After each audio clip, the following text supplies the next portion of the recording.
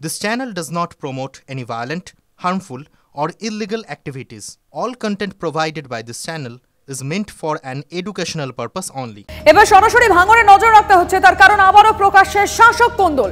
2018 সালে 25 লক্ষ টাকা দিয়ে প্রধান হয়েছিলেন, এবার বেশি টাকা দিতে না পারায় টিকিট পাননি।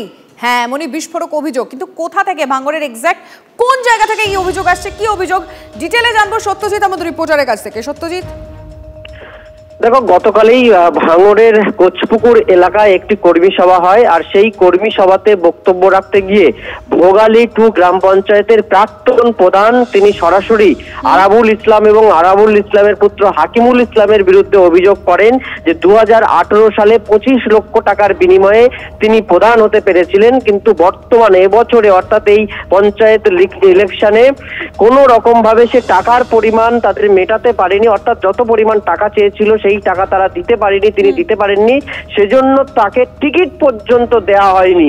দীর্ঘদিনের প্রধান এবং অঞ্চল প্রধান হওয়া সত্ত্বেও শুধু বেশি পরিমাণে টাকা না দিতে পারার জন্যই তাকে টিকিট দেওয়া হয়নি বলেই তিনি কিন্তু এদিন বিস্ফোরক অভিযোগ করেন, ঠিক ভাঙড় 2 ব্লকের কোচপুকুর এলাকার একটি কর্মী সভা থেকে। নজর থাকবে। ধন্যবাদ সত্যজিৎ। পঞ্চায়েতে দাঁড়াও মাল দাও, প্রধান হওয়া মাল দাও, উপপ্রধান হওয়া মাল দাও, আবার দাঁড়াবার আগে এবারকার টাকার অফারটা অনেকটা বেশি ছিল, আমার দেবার পরিস্থিতি ছিল। যদি বললো 50 দিয়ে দেবো 50 লাখ, তোর টিকিট ফাইনাল। আর যখন 18 সালে 25 লাখ দিচ্ছি তখন প্রধানটা ঠিক ছিল। নেতৃত্ব দিচ্ছি, 16 বছর পঞ্চায়েত চাল দিচ্ছি, আমার মতন লোকের তুমি মাইনাস করে দিচ্ছ। তোমার টাকার সাথে সম্পর্ক, তোমার লোকের সাথে সম্পর্ক নেই।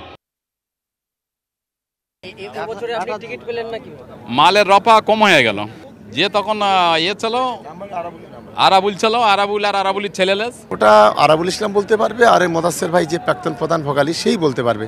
এ বিষয়ে নো কমেন্টস।